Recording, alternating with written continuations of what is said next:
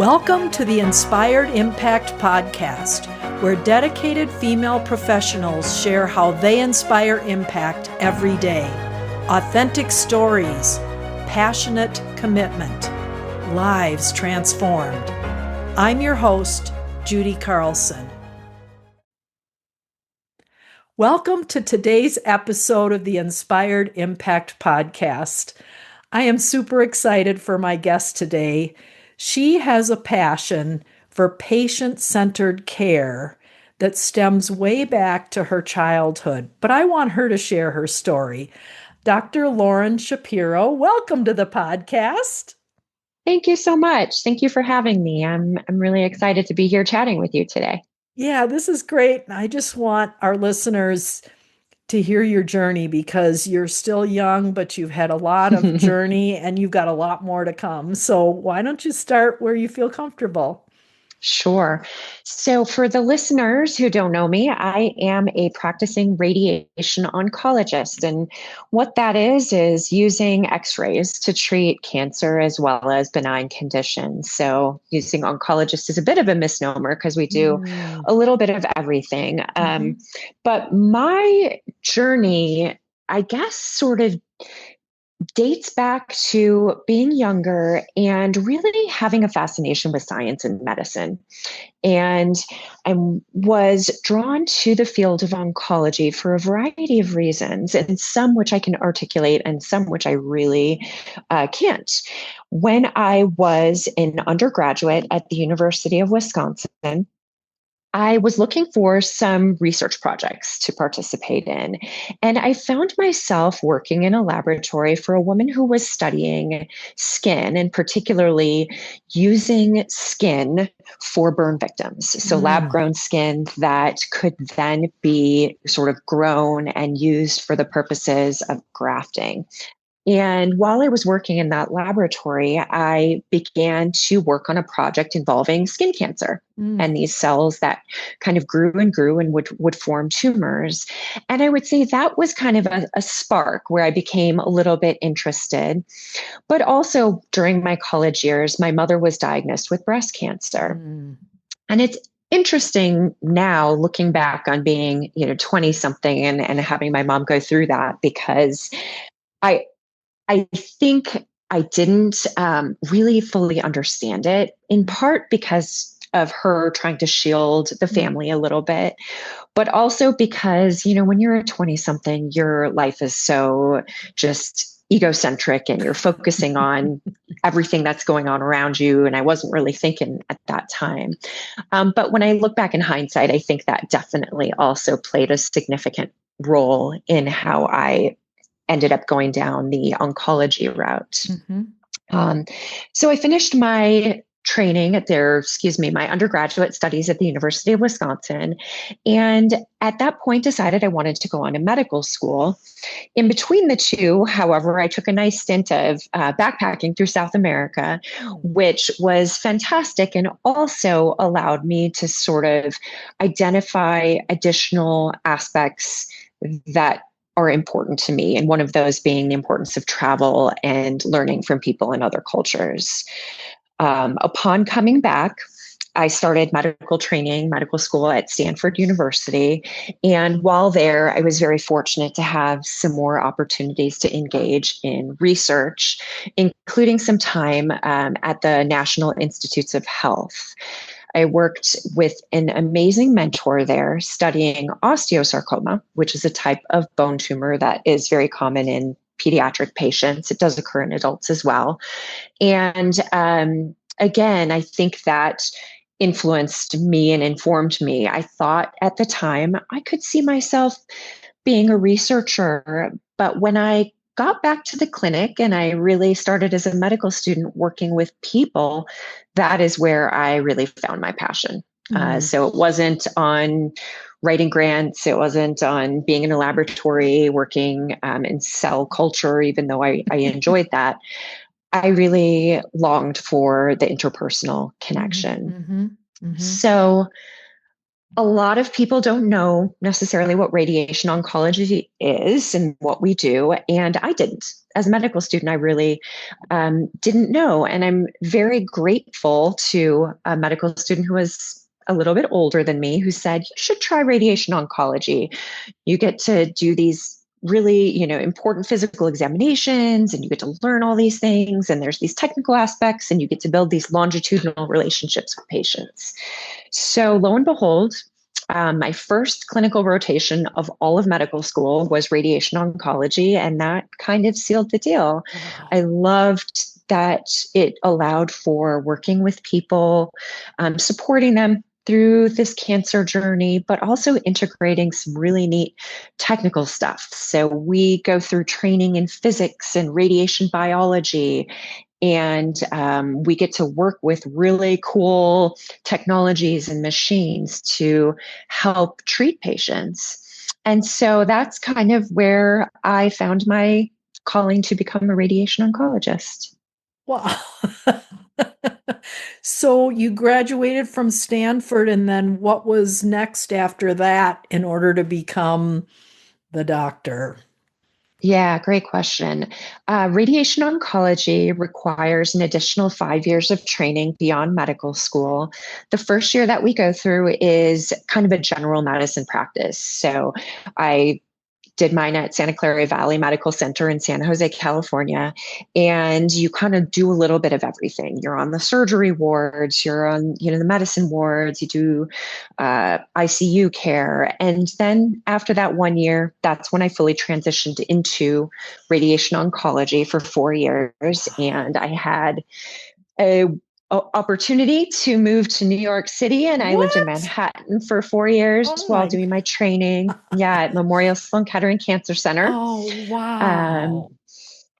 it was a lot of hard work, but I also had an opportunity to train with really some thought leaders and people who are at the forefront of radiation oncology. So it was truly a privilege. Um, and after that, it was actually during my last year of residency that my dad was unfortunately diagnosed with brain cancer. Oh my gosh. And I was very grateful that my residency program was supportive and they allowed me to go spend a little bit of time back in Wisconsin where my dad was going through treatment. And ultimately, when I graduated from residency, I was able to join the faculty at the University of Wisconsin, be closer to home and help support, and be there with my family while he was going through treatment.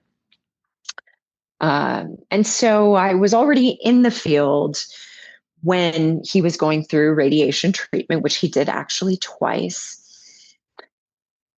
It allowed me, um, I think that being a family member and watching a parent or a sibling or a loved one go through it also influenced me as a provider so that now when I am there and I'm in the room and I'm with my patients, I can really empathize with the family.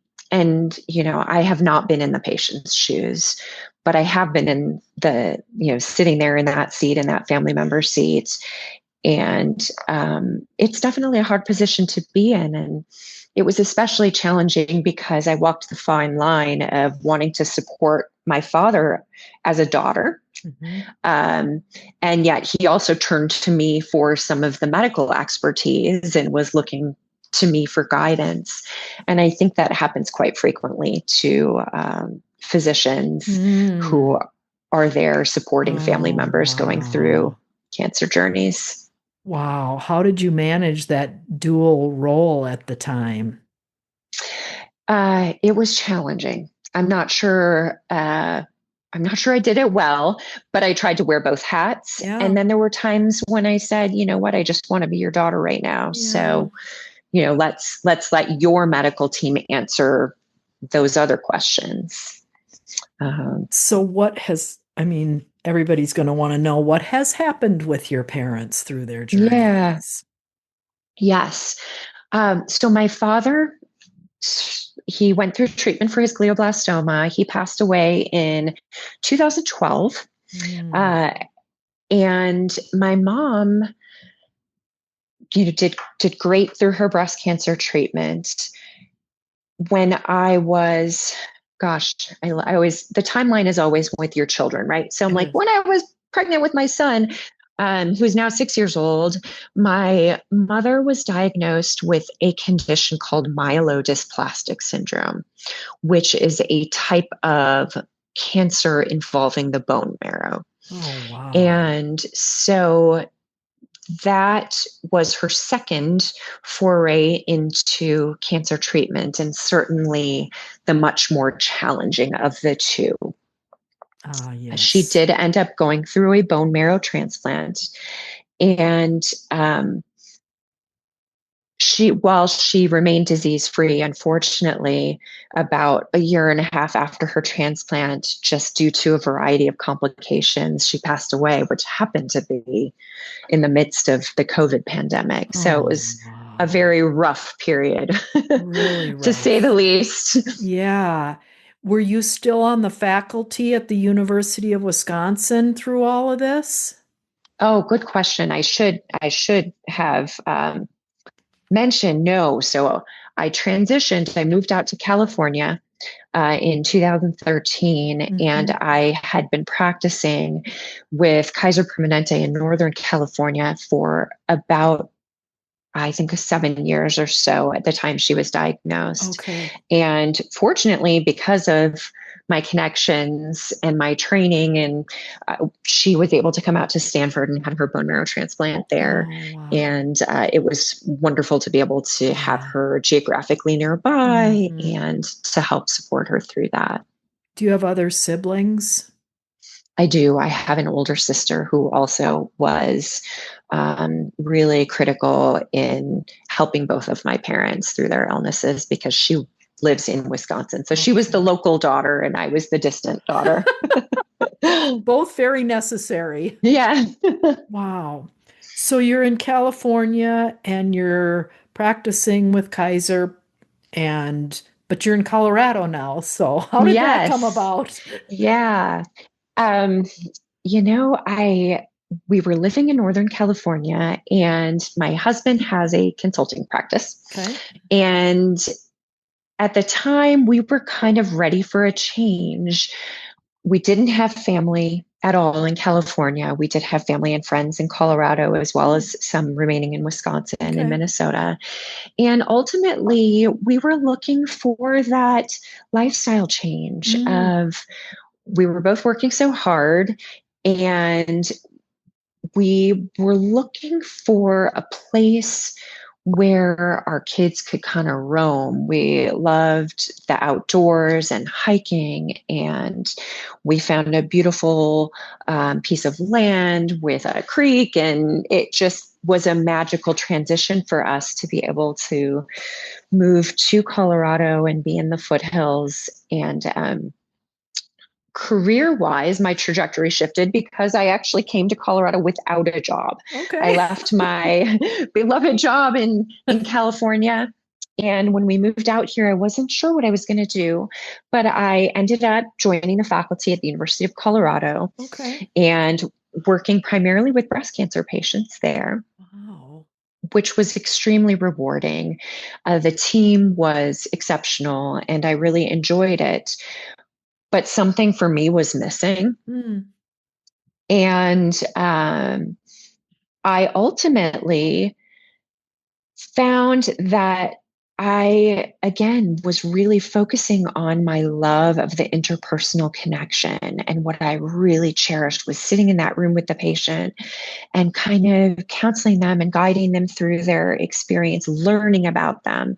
Because I think when we're rushed in medicine, as mm, so many of us are nowadays, we don't get a chance to really know the person, mm. and who the person is going through the treatment really informs me as a provider to how I can best help them.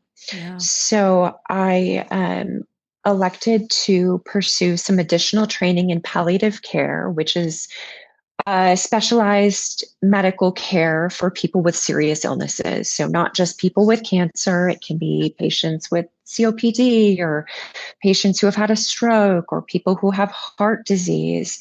And it really focuses on getting to know the patient as a person Mm. so that as a provider, we can help align their goals with what's realistic, with what's possible. And so I'm in the midst of going through that training right now and hoping to incorporate that whether within radiation oncology or continuing to practice palliative care in a different sort of setting. So when you say palliative, is that how you say it? Mm-hmm. Palliative. So, so how does that transition? I mean, what are you doing with the patient and where are you and why are they with you and what's the journey with you? That's such a good question. And it's interesting because so few people actually know about the practice of palliative medicine. And there's definitely a misconception and people kind of equate it with hospice care. And Oh, it's very different from hospice care. One of the things is focusing on symptom management, such as pain or shortness of breath or, constipation, anything. Our focus is to improve quality of life, mm, whether that's through, pain management, medical management, and also integrating. It's really an interdisciplinary specialty. There are mm. social workers embedded within palliative care, nurses, physicians, chaplains, really a whole team of people. And I really value that team approach to patient care in getting to know the person as a whole so that we can help them guide them with their spiritual journey, their medical journey, and really confronting this serious illness. So would a doctor refer them to see you, or are you just part of the program for that particular patient? They can be referred to the palliative care team, and usually a palliative care visit will involve those multiple members of the Ah, team. For me personally, I'm not embedded in a palliative care department or system yet. I hope that ultimately I will be, but I'm still in the training process. so you just went through all the schooling and training and all the things you went through for radiation oncology, and you've been practicing for like what, 10 or 12 years, and Yes. now you're back in school again. So, Perpetual student, but I yeah. really enjoy it. That's good. How does your Yeah. family handle all of that? You're studying right along with your kids, I I guess. know it is funny when I say, "Oh, I've got to do my homework. Why don't we do our homework together?" What are the ages of your children now? They are 6 and 8 years old. Okay. Those are So fun not old ages. enough yet for serious homework. Not yet. You're doing the serious homework, right? Yeah. Yeah. So, if you're not in it yet, what program are you in to learn this palliative care? And then what are the options beyond that? Yeah. The program that I'm doing right now is through the University of Colorado. It's called an interdisciplinary palliative care certificate. Okay. And it is open to people with an allied health background. It is so there are social workers that are able to get the certification, nurses, physicians, doulas, you name it, anyone Wow. on any part of the spectrum. My cohort has about, I don't know, 50 students or so. Wow. And we are all learning from each other as well. There's a Yeah. lot of self-reflection that is involved in the training, and learning about ethics and medicine, and it's just a very multifaceted thing. So where do I go from here? I don't know. It's actually a very exciting time in radiation oncology because the palliative care in radiation oncology is sort of a burgeoning field Wow. in the sense that we've historically used radiation for palliative purposes, meaning someone comes in and they're having pain from a tumor. We can use radiation to treat that. Someone comes in and they're having bleeding from a tumor. We can use radiation to treat that. We can treat a variety of things. But what's really exciting, Judy, is that now we're having emerging studies suggesting that in patients who have cancer that has spread, sometimes referred to as metastatic cancer, when they have limited areas of cancer spread, we're able to kind of ablate these areas using radiation therapy in very high doses. And this is translating into improved outcomes and improved survival for people. Wow. So, patients where historically they had limited options or that the paradigm, our approach was very different. Now we're able to really help them with using radiation as just a local treatment. Also, there was some recent data that came out looking at patients who had cancer spread in their bones. And what they found is that even in patients who have no symptoms, where it's not bothering them, it's asymptomatic, that using radiation to try and prevent fractures or complications, again, translated into improved outcomes. So my hope would be that we continue to see a marriage of these two fields Yeah. of palliative care and radiation oncology as they come together, and that we find increasing utilization of radiation to really not only improve quality of life, but to extend survival time in patients who have advanced disease. So we're going to say we knew you when because you're going to be the national champion I don't who know if I would say that, but marries the two because you're still young and you can go and do all of that.